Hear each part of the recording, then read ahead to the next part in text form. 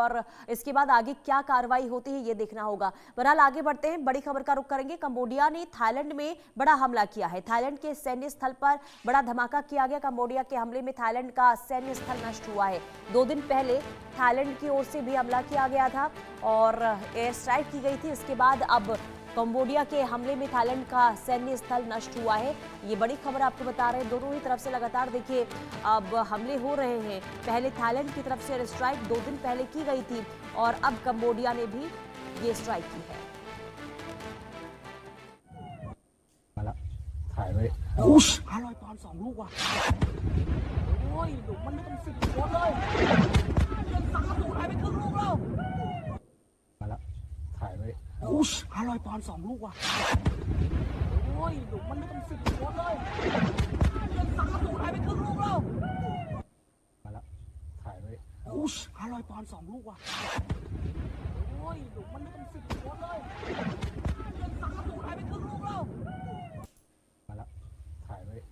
धमाके की आप सुने आवाज आप सुनिए कि किस तरीके से यहाँ पर जोरदार धमाका होता है और अफरा तफरी का माहौल उस वक्त देखने को मिलता है। चीख पुकार वहां पर मच जाती है। और जो तस्वीर आपको दिखा रहे हैं ये कंबोडिया की ओर से हमला किया गया है थाईलैंड के सैन्य स्थल पर और उसके बाद जबरदस्त धमाके के बाद वहां पर अफरा तफरी भी देखने को मिलती है। हालांकि आपको ये बता दें कि कंबोडिया के हमले से पहले थाईलैंड की ओर से हमला 2 दिन पहले किया गया था। एयर स्ट्राइक वहां पर की गई थी और वहां पर भी सैन्य स्थल पर ही निशाना साधा गया था, एयर स्ट्राइक की गई थी और ऐसे में ये पलटवार किया गया है कंबोडिया की तरफ से और दोनों ही तरफ से लगातार देखिए वार पलटवार का जो सिलसिला है वो देखने को मिल रहा है। लगातार हमले दोनों ही तरफ से हो रहे हैं और स्थिति दोनों ही तरफ से इस वक्त खराब होती हुई नजर आ रही है। लेकिन ये तस्वीर जो आप देख रहे हैं ये कंबोडिया की तरफ से हमला थाईलैंड के सैन्य स्थल पर किया गया। अजय जांडियाल हमारे संवाददाता तमाम जानकारी के साथ जुड़ चुके हैं। अजय, कंबोडिया ने जो ये अब हमला किया है सैन्य स्थल पर थाईलैंड के, इसके बाद वहां से क्या जानकारी सामने आ रही है, कितना नुकसान हुआ है? देखिए, जो जानकारी मिल रही है उसके मुताबिक 2 से 3 जो सैनिक हैं वो इसमें मारे गए हैं। दरअसल ये एक कंबोडिया का जो हमला था थाईलैंड की एक जो डिफेंस पोजीशन थी उस पर था और उसमें आप देखेंगे जिस तरीके से एक कहीं ना कहीं जो स्ट्राइक की गई है सीधे उसी जो डिफेंस इंस्टॉलेशन थी उस पर की गई, जिसके बाद वो पूरी तरह से ध्वस्त हो गई और इसमें 2 से 3 लोगों के मारे जाने की खबर है। हालांकि अभी इसकी औपचारिक पुष्टि बाकी है, मगर जिस तरीके से लगातार कंबोडिया और थाईलैंड के बीच में युद्ध जैसे हालात बने हैं तो इस चीज की शंका हो गई है कि आखिरकार ये सिलसिला जो है वो थमेगा कैसे, क्योंकि मंदिर विवाद को लेकर ये सिलसिला शुरू हुआ था और लगातार अब आगे ये बढ़ता जा रहा है। ऐसे में कहीं ना कहीं चीजें इस चीज को लेकर परेशान कर रही हैं कि आखिरकार ये सिलसिला रुका नहीं तो अब तक क्या होगा। पिछले 24 घंटे में अगर आप देखें तो पहले जो ये कहा गया था कि 5 लोग जो हैं इसमें मारे गए हैं। थाईलैंड का कहना था कि कंबोडियन जो आर्मी है वो लगातार अपना एम्यूनिशंस और वॉर वेपन जो है वो इकट्ठा कर रही थी, इसी वजह से उन्होंने एक्शन किया, जबकि कंबोडिया ने कहा कि ऐसा कुछ नहीं है और उसके बाद उन्होंने जवाबी कार्रवाई की जब उन्होंने थाईलैंड ने कंबोडिया पर हमला किया। तो ये सिलसिला अब रुकने वाला नहीं है, लगातार जो है वॉर वेपन का इस्तेमाल जो है वो किया जा रहा है। नहीं, आखिर हमले हो क्यों रहे हैं अजय? क्योंकि देखिए विवाद तो काफी पुराना ये विवाद है, लेकिन अभी जिस तरीके से ये स्ट्राइक दोनों तरफ से हो रही है, जो हमले दोनों तरफ से हो रहे हैं, वो कहीं ना कहीं नुकसान दोनों ही देशों के लिए है। तो आखिर कैसे कैसे ये जो अभी कहे कि एक जंग की स्थिति यहाँ पर बनती हुई नजर आ रही है, तो कैसे इस पर विराम लग सकता है? क्या किसी भी तरीके से बातचीत को लेकर भी पहल हो रही है अजय?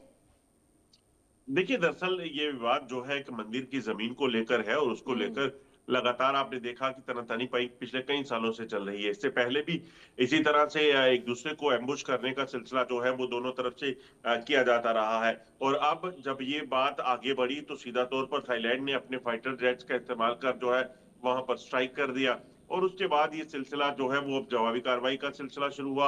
अब कंबोडिया की तरफ से जवाबी कार्रवाई की गई है और इसी तरह से ये जो सिलसिला है अगर ये रुका नहीं तो आपने ठीक कहा कि युद्ध के हालात तो बन गए हैं। युद्ध ये कहा जा सकता है कि युद्ध एक तरह से शुरू हो गया है।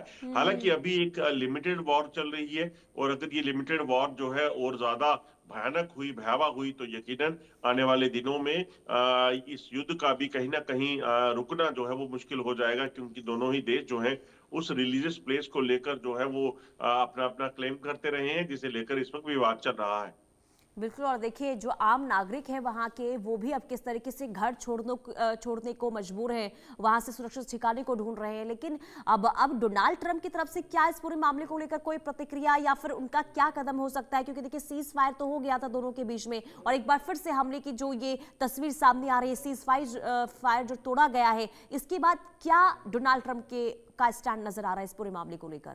देखिए, अभी तक उनकी कोई प्रतिक्रिया आई नहीं है, मगर वो अपने आप को जो है वो कि मानते हैं कि वो युग पुरुष हैं, जो पीस लगातार देशों के बीच में युद्ध रुकवाने का काम करते हैं।